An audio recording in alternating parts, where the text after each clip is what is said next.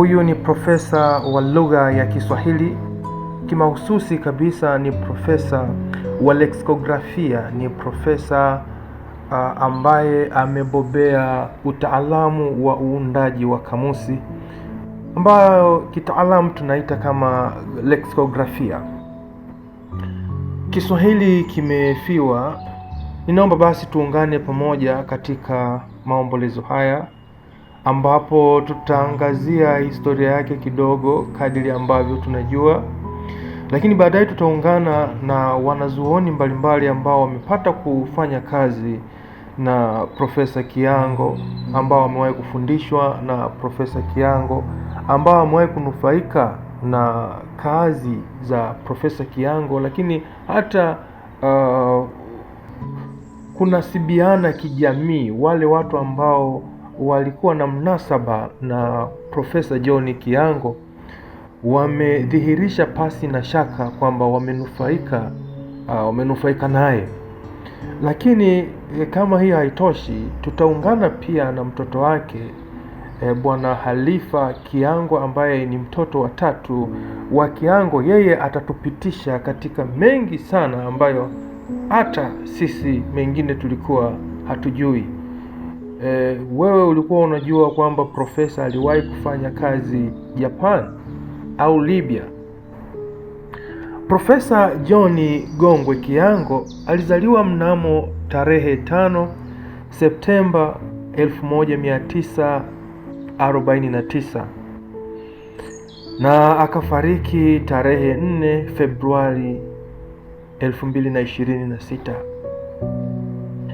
Sote tunafahamu kwamba Profesa Kiango alikuwa na elimu ya shahada ya uzamivu, na shahada hii ya uzamivu alisomea chuo kikuu cha Columbia kule Marekani mnamo mwaka 1989 mpaka mwaka 1992. Lakini kumbuka tu hata shahada yake ya umahiri alisomea huko Marekani katika chuo cha Kansas mnamo mwaka 1984 mpaka mwaka 1988. Profesa John Kiango alihudumu katika chuo kikuu cha Dar es Salaam kwa muda mrefu sana, na haya ninayoeleza ni yale ambayo wengi tunayasoma, lakini kama ninavyokuambia hapo baadaye, mtoto wake atatupitisha katika mengi mengine ambayo wewe na mimi tulikuwa hatuyajui. Sote tunajua kwamba Profesa Kiango alikuwa ameajiriwa katika chuo kikuu cha Dar es Salaam, hususani katika taasisi ya uchunguzi wa Kiswahili TUKI, zamani ikiitwa hivyo, sasa hivi inaitwa taasisi ya taaluma za Kiswahili. Na hapo Profesa Kiango alianza kufanya kazi katika kitengo au sehemu ya kamusi. Kitengo cha kamusi au sehemu ya kamusi ndivyo ilivyokuwa inaitwa wakati huo. Hapo Profesa Kiango ndipo alionyesha umahiri wake mkubwa kabisa katika masuala ya kamusi, masuala ya uundaji wa kamusi, masuala ya taaluma ya leksikografia. Lakini ilipofika mwaka 2006, Profesa Kiango aliteuliwa kuwa mkurugenzi wa TUKI, kwa sasa TATAKI, na ukurugenzi huu alihudumu kuanzia mwaka 2006 mpaka mwaka 2010, na baada ya hapo Profesa Kiango alistaafu kufanya kazi katika chuo kikuu cha Dar es Salaam. Tukumbuke tu kwamba Profesa Kiango alipokea kijiti cha ukurugenzi kutoka kwa Profesa Mulokozi, lakini baadaye kijiti hicho alimwachia Profesa Alden Mutembe, ambaye kwa sasa amerudi tena katika nafasi hiyo baada ya kuwa nje ya nafasi hiyo kwa miaka kadhaa.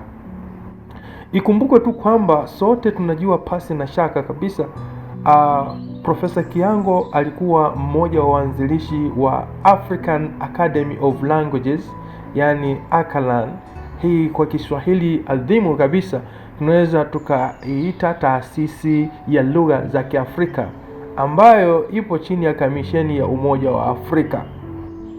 Profesa Kiango alikuwa amefanya kazi kubwa sana katika huo uga wake wa masuala ya leksikografia, masuala ya uundaji wa kamusi. Baadhi ya machapisho yake tutakumbuka sote na yapo mitandaoni. Unaweza tukaona chapisho la kwanza ni Kibondei, msamiati wa Kibondei Kiswahili Kiingereza, Kibondei Kiswahili English Lexicon. Utafiti chapisho lingine linaitwa Utafiti na Utungaji wa Kamusi, hii ikashirikiana na J.S. Mdee. Lakini ana chapisho lake lingine linaitwa Dhima ya Kamusi katika Usanifishaji wa Lugha. Kuna chapisho lake lingine la Kiingereza linaitwa Bantu Lexicography, a critical survey of the principles and process of constructing dictionary entries. Chapisho lake lingine linaitwa Kamusi ya Shule za Msingi Mpya. Chapisho lake lingine linaitwa Ukuzaji wa Istilahi za Kiswahili.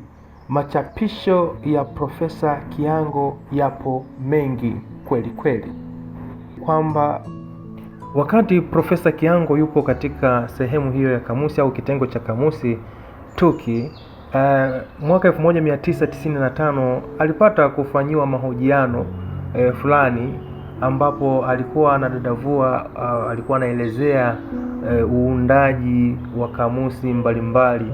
Na katika kipande hiki ambacho nakuonesha, alikuwa anajaribu kueleza jinsi ambavyo waliweza kutengeneza kamusi ya Kiswahili yakiwa ni maelekezo kutoka serikalini. Na amesema baada ya kamusi hiyo kutengenezwa, Kenya ndo waliongoza kuchapisha mara nyingi, mara 9, na Tanzania walichapisha mara 2 tu. Ina maana kulingana na Profesa Kiango anaeleza kimasiara kidogo kwa nacheka, sema kwamba Kenya ndo wanaongoza kununua kamusi hizo kuliko hata Tanzania. Hiyo ni huo ni mwaka 1995, na nimependa jinsi ambavyo alivyofafanua kwamba kamusi hiyo ilitengenezwa na wazawa na Watanzania. Anawataja kina mzee wetu akina Abdul Latif, anamtaja mzee wetu Sengo na wengine kadha wa kadha, akisema kwamba mgeni alikuwa ni mmoja tu. Sikiliza hiki kipande cha Profesa Kiango wakati wa uhai wake, na hii ikiwa ni mwaka 1995. Kama nilivyokuambia hapo awali, kwa hiyo kamusi ya kwanza ambayo ilikuwa itayarishwe na Taasisi ya Uchunguzi wa Kiswahili ilikuwa ni kamusi ya Kiingereza Kiswahili. Walianza, lakini ilipofika mwaka 70 serikali ya Tanzania ikaanzisha Baraza la Kiswahili la Tanzania, BAKITA, na kwa kukaa na vuguvugu kubwa sana la kukipa nguvu Kiswahili. Kwa hiyo kulikuja taarifa kutoka serikalini kwamba mradi muhimu sasa hivi wa kushughulikia kamusi uwe ni mradi wa Kiswahili. Kwa hiyo ilibidi kazi ile ambayo ilikuwa imeanzishwa isimamishwe na watu wakazane sasa kutunga kamusi ya Kiswahili. Kwa hiyo kukawa na wataalamu wengi ambao walikuja wakashughulikia swala hili, na waliendelea mpaka mwaka 78 wakawa wamemaliza kabisa mswada mzima wa kamusi ya Kiswahili. Lakini pamoja na kwamba mswada ulikuwa umeshakamilika mwaka 78, lakini kamusi hii ikaja ikatoka mwaka 81. Ikawa ni kamusi ya kwanza kabisa kutungwa na wazalendo wa Tanzania wenyewe, na kulikuwa na mgeni mmoja tu anaitwa Rajmund Ole. Yeye alikuwa ni mtaalamu kutoka Poland. Yeye tunga alikuwa ni mgeni, lakini karibuni wengi hapa naona ni Watanzania wenyewe. Kwa mfano Hamisi Akida, Muhsin Aldina, Abdulatif Abdalla, David Masamba, Yohana Mganga, George Muhina, Burhani Mkele, Tigiti Sengo, Kenito Temu na Zubeida Tumbo Masabu. Kwa wao ndio waliotunga kamusi hii. Kwa hiyo tangu 81 kamusi hii ipo, inauzwa sana Kenya, inauzwa sana hapa Tanzania. Nasikia Kenya wamesha chapa kamusi mara 9 wakati Tanzania nadhani tumeichapa mara 2 tu. Kwa hiyo inaonekana Kenya kuna soko kubwa sana kuliko hata Tanzania. Sasa wanazuoni mbalimbali waliopata kufanya kazi na Profesa Kiango, waliofundishwa na Profesa Kiango, lakini mwishoni kabisa tutapata nafasi ya kumsikiliza mtoto wa Kiango akidadavua kwa kina kabisa kuhusu yeye alivyomjua baba yake kikazi, kielimu na hata kimaisha ya kawaida. Na sasa moja kwa moja naomba nianze kuungana na wanazuoni mbalimbali ambao walipata kuishi na Profesa Kiango. Wanasemaje kuhusu Profesa Kiango? Tuanze moja kwa moja kwa profesa mwenzake kutoka Rwanda.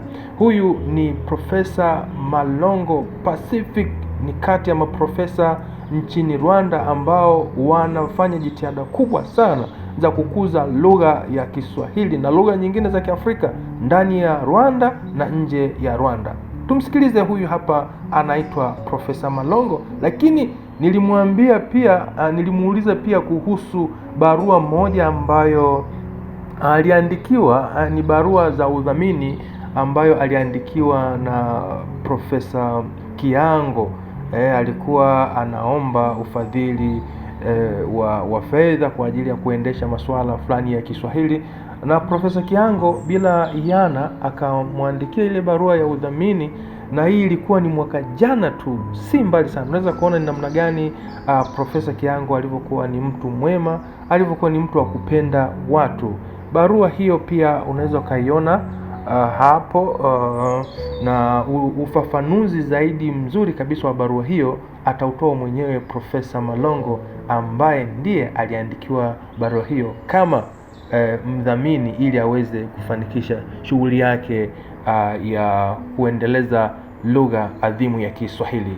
Karibu sana Profesa Malongo, utujuze unamjuaje Profesa Kiango? Asante sana kwa swali lako kuhusu marehemu kakangu Profesa Kiango. Ukweli ni kwamba nimemfahamu kwa miaka 40 sasa iliyopita, nikiwa chuo kikuu cha Dar es Salaam kule Mlimani, na nilimfahamu kama mtu mngwana mstaarabu sana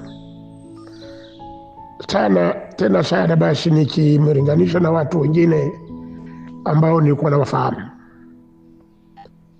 Alikuwa ni mtu mtapakazi sana, alikuwa ni mtu mpole mno, mstaarabu kama nilivyosema.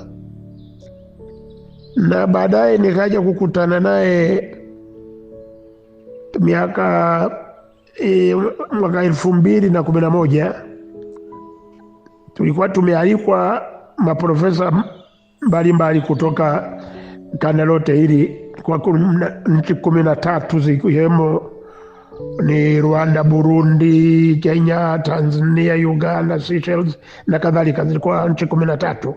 Kwa hivyo tukakutana kule Nairobi kuanzisha Akalan Kiswahili Commission.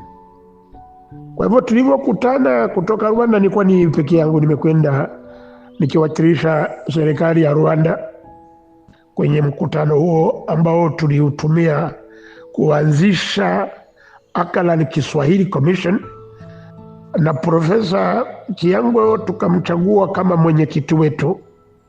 Hadi juzi alikuwa bado ni mwenyekiti wetu, juzi alipoaga dunia, ingawa ni siku 2-3 kabla au 4 alikuwa ameaga kwenye kundi letu, inaelekea kidogo alikuwa amezidiwa.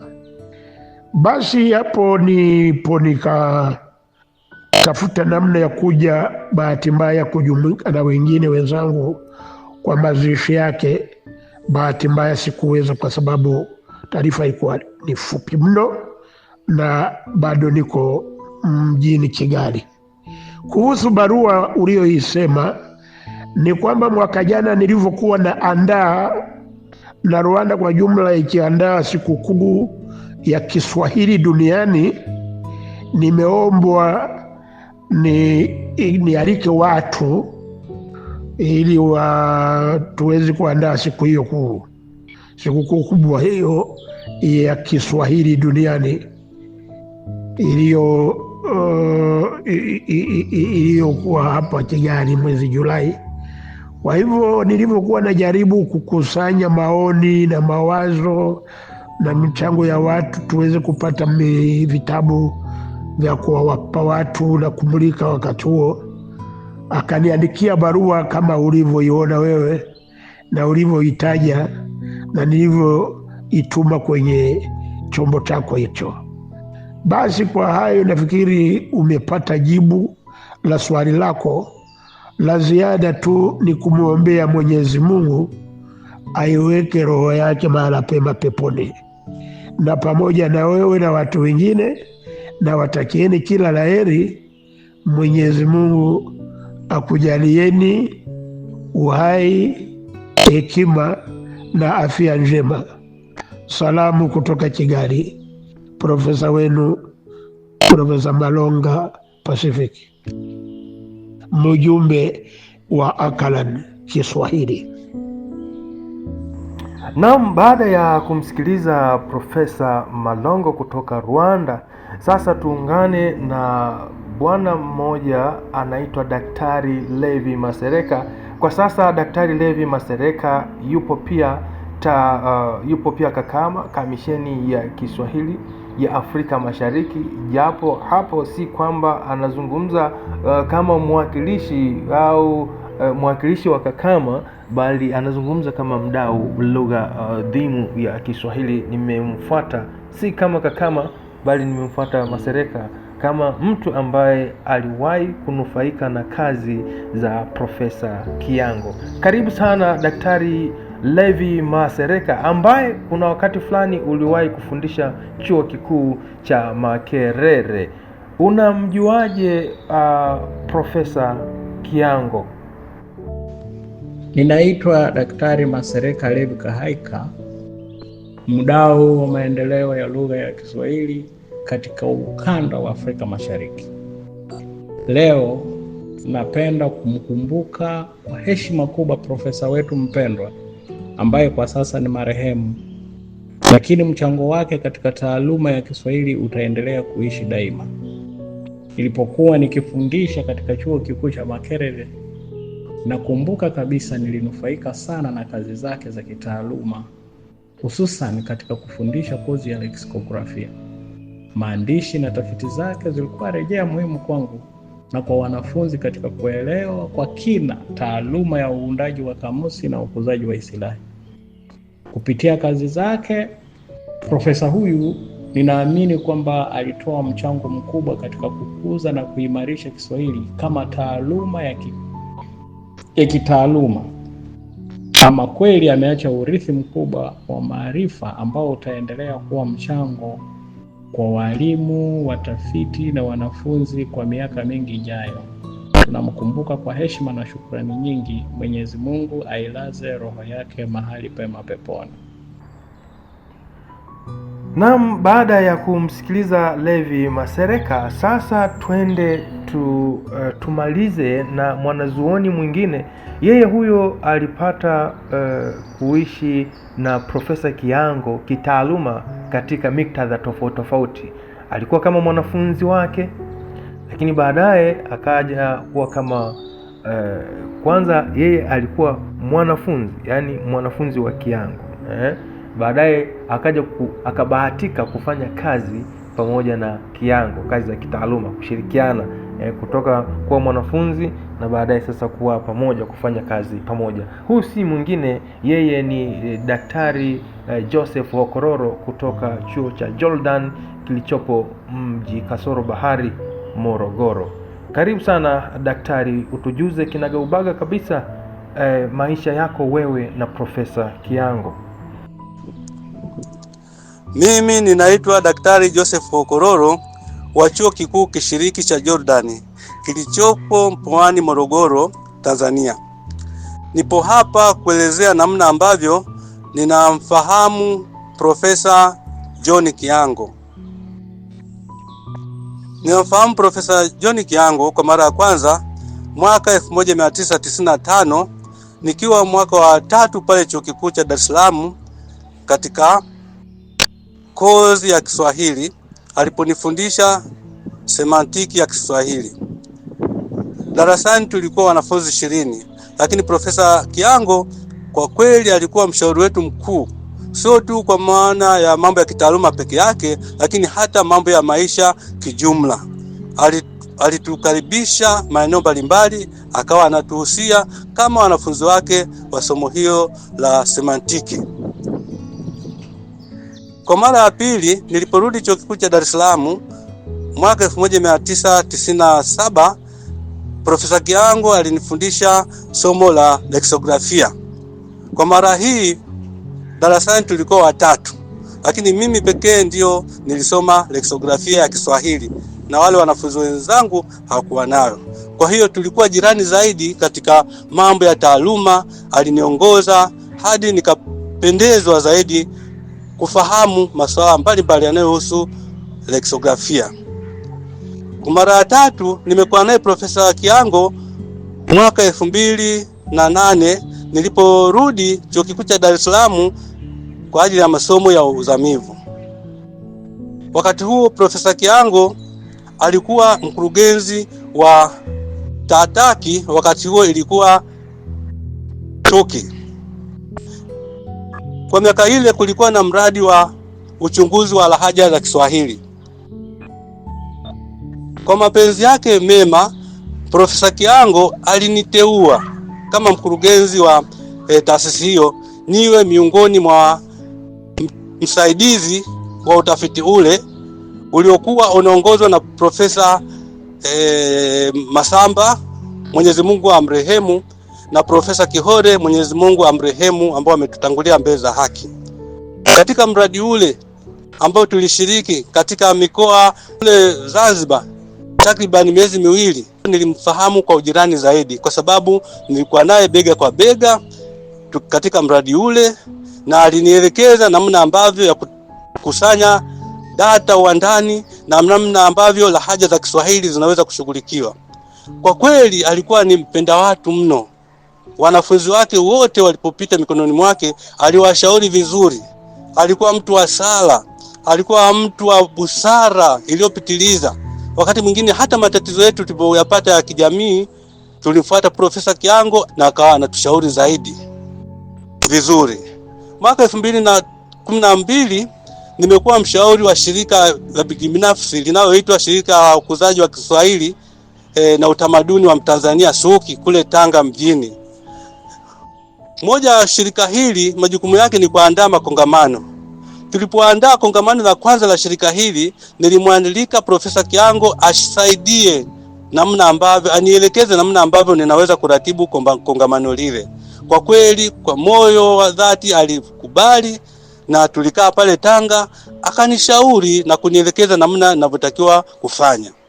Kwa kifupi, Profesa Kiango sio tu ni mtaalamu wa mambo ya taaluma, lakini vile vile ni mpenda watu, ushirikiano, mpenda dini, aliojali kutatua matatizo mbalimbali ya watu na mambo mengi yanayohusiana hivyo.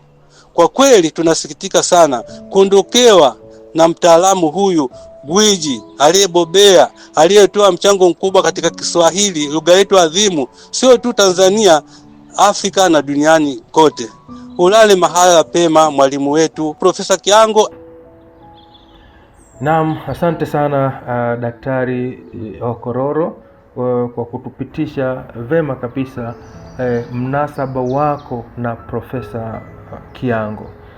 Sasa hivi ni wakati sasa murua wa kutega sikio vema kabisa kumsikiliza mtoto wa Profesa John Kiango akidadavua, akieleza maisha ya baba yake kitaaluma, kikazi, lakini pia hata kijamii. Ameeleza kwa mapana sana. Tumsikilize Bwana Khalifa Kiango akieleza kuhusu baba yake, na hapo ndipo utakapobaini kwamba kumbe kuna baadhi ya mambo sisi hatujui, tulikuwa hatujui. Kuna baadhi ya sehemu ambazo baba yake aliwahi kufanya kazi sisi hatujui, na kwa kuwa sisi tunapata taarifa kupitia mtandao tu, yale ambayo hajaandikwa kuhusu yeye hatuwezi kuyapata. Yanapatikana kutoka kwa mwanae tu, Bwana Halifa Kiango. Karibu sana Halifa Kiango, tujuze kuhusu baba yako Profesa Kiango. Jina langu linaitwa Halifa John Kiango. Ni mtoto wa 3 katika familia ya marehemu Profesa John Kiango. Kabla sijamzungumzia profesa kama baba, ningependa kumwongelea profesa katika hatua mbalimbali za kielimu kama nilivyokuwa nikifahamu mimi kama mtoto. Naamini kwamba miaka ya 80 ndipo ambapo alikuwa ni mwanafunzi pale Chuo Kikuu cha Dar es Salaam, na baada ya hapo alipelekwa Korogwe ambapo alikuwa anafundisha pale Korogwe mwaka 83. Hakukaa sana kwa position hiyo ya kufundisha pale chuoni, na mwaka almost huo tulikwenda Songea katika eneo linaitwa Muhukuru, ambapo yeye alikuwa amechaguliwa kuwa kama mkuu wa chuo cha maendeleo ya jamii pale Muhukuru Songea.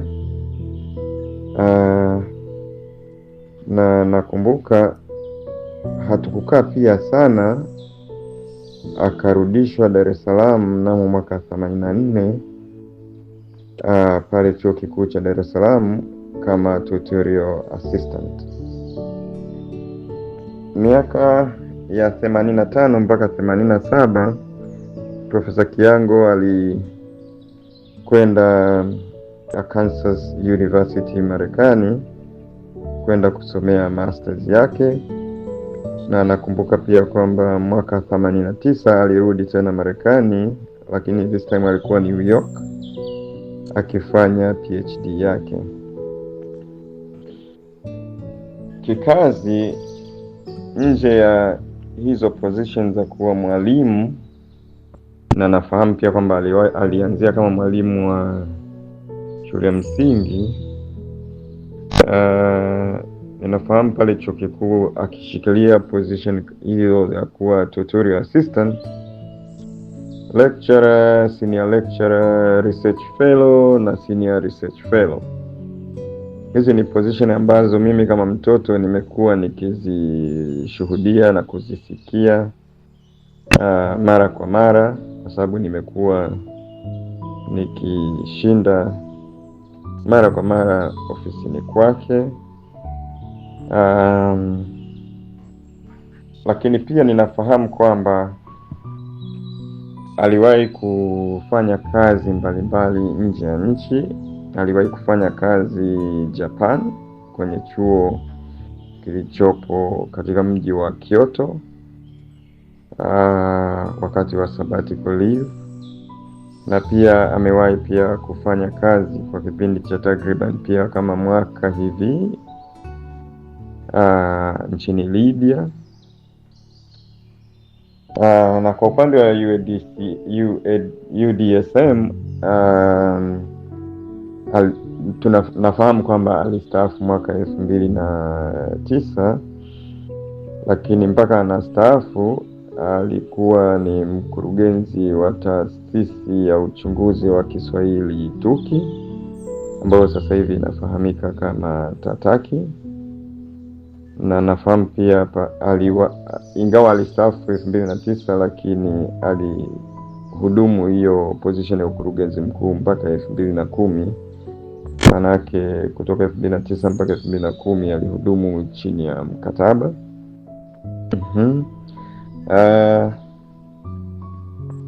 Kiuhalisia tunafahamu baba yetu akiwa ni tunaita bingwa wa lugha, na tumekuwa tukimuona jina lake kwenye documentations tofauti tofauti, hususan kamusi hizi zilizokuwa zinaandaliwa chini ya Chuo Kikuu cha Dar es Salaam, lakini pia vitabu mbalimbali na kamusi mbalimbali kama zile za mimea na wanyama, ambazo pia nadhani alikuwa akifanya chini ya Oxford University Press.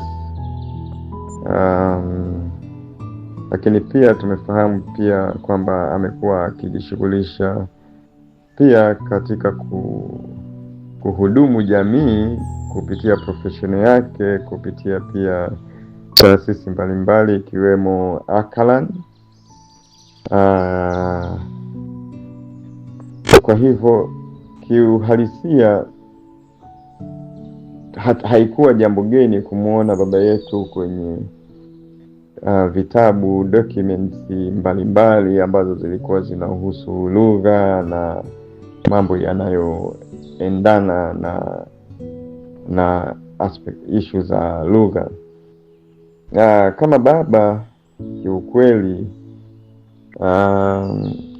tunaamini tulibarikiwa. Mwenyezi Mungu alitupendelea kutupa baba bora, baba ambaye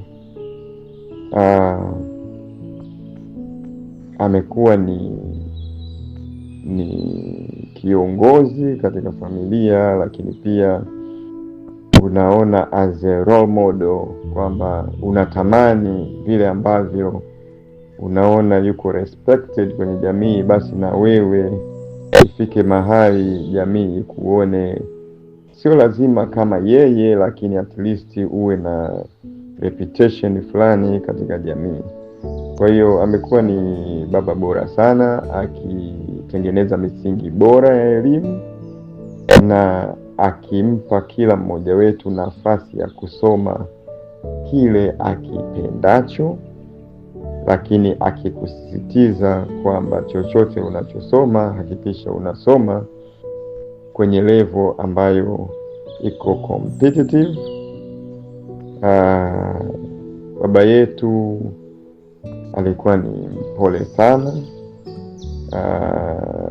mwenye busara sana. Hatujawahi kuona tofauti yoyote ndani ya familia, kitu ambacho kwa kweli kimetujenga kiasi kwamba unatamani uendeshe familia yako kama ambavyo yeye umekuwa ukimwona akiendesha familia yake. Mtu ambaye siku zote alikuwa mstari wa mbele kusaidia watu. Sisi tumekuwa tukiishi pamoja na kwamba alibarikiwa kupata watoto 5 katika ndoa yake na mama yetu Bibi Rehema Saidi Kiango, lakini kiukweli kabisa tumekuwa tukiishi na watu wengi katika nyumba yetu, na wote hao wakiwa wamechukuliwa kutoka familia tofauti tofauti, kutoka upande wake yeye mwenyewe na kutoka upande wa mama, wakija pale kwa ajili ya kusoma kwa level mbalimbali za kielimu. Tumekuwa tukiishi hivyo kwa upendo, tukionyeshwa kabisa kwamba hawa ni ndugu zetu, wanahitaji kusoma kama ambavyo sisi tunasomeshwa, na kwamba ni lazima kuishi nao kama sehemu ya familia ya kwake. Na kiuhalisia hakuwa mbaguzi, alikuwa anahakikisha kwamba mtoto yeyote ambaye anajisikia kusoma na akamuomba, iwe ni kwamba anamuita mjomba, anamuita baba mdogo, anamuita kaka, anamuita uncle, tumekuwa tukiishi na watu wote hao, yani katika level tofauti tofauti, mashangazi zetu, kaka zetu, wajomba zetu, uncle zetu, wote tumewashuhudia wakipita pale nyumbani kwa ajili ya kupata elimu, na kiuhalisia wengi wamepata maisha kwa maana ya kupata kazi zao kupitia elimu walizopata kutokana na mchango mkubwa kutoka kwa baba yetu. Kwa hiyo si jamii tu ime benefit na kuenjoy maisha ya Profesa Kiango, lakini kama familia kwa kweli tunajiona kwamba we were privileged, na kiuhalisia tuta miss sana uwepo wake, tutamisi sana cheko lake, tabasamu lake, lakini proper guidance yake katika maisha yetu. Naomba kwa leo niishie hapa, maana kama mnavyotambua amefariki tarehe 4. Kwa hiyo ni siku chache tu mpaka leo hii, na hivyo basi bado tuko kwenye heka za kujitafakari, kuto kuwepo naye, na hivyo basi najikuta nakosa kuwa na mengi au kuwa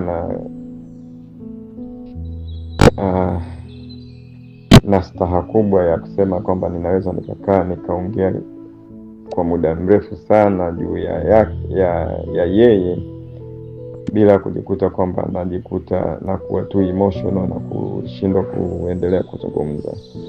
Asanteni sana na Mungu awabariki. Naam, ninakushukuru sana Khalifa kwa ufafanuzi mzuri. Mwenyezi Mungu azidi kuwapa uvumilivu, lakini ninachotaka kusema tu Bwana Khalifa pamoja na familia yako, huu msiba ni wetu sote. Kama ambavyo nyinyi mnaguswa kama familia, na sisi wanataaluma, wanazuoni, hususan kabisa wanazuoni la lugha ya Kiswahili ambayo ndio Profesa Kiango amemakinika nayo, sisi tunaumia zaidi, tunahuzunika zaidi kwa sababu tumepoteza nguzo, tumepoteza mtu ambaye kazi zake tunazitumia asubuhi, mchana na jioni. Lakini cha msingi ambacho tunashukuru tu, pamoja na huzuni hii, profesa ataendelea